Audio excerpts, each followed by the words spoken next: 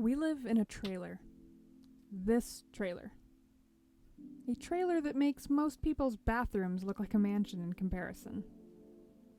Explaining this lifestyle often sounds like a sales pitch for a product that's too good to be true, and truthfully, it's not easy. The views aren't always the most picturesque, and we've made a lot of sacrifices to live this way.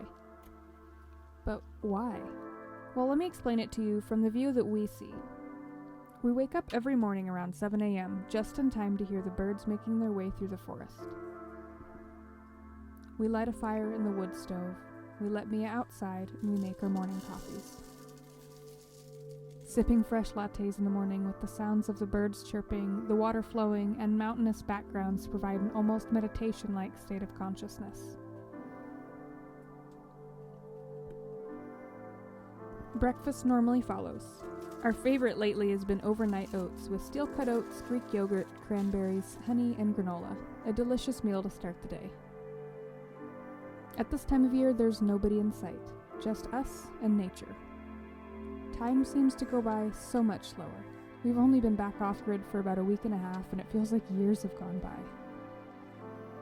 We've been longing for the cool days where the sun shines brightly on the beautiful Oregon landscape.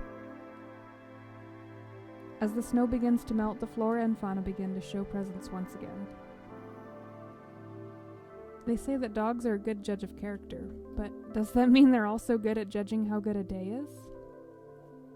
Sometimes the thrill of the day isn't on two wheels, and instead we take a slower approach to adventuring. Mia loves to take us on adventures sometimes. She goes and we just follow. Typically these treks land near sticks, other animals, and often water. By afternoon, she's pretty tuckered out and ready for a nap. By the time the sun begins to set, we get ready to cook a meal. While we try our best to keep our bodies fueled with proper nutrition, this sort of lifestyle means that our meals are not always glamorous, and sometimes we have to improvise with what we have available.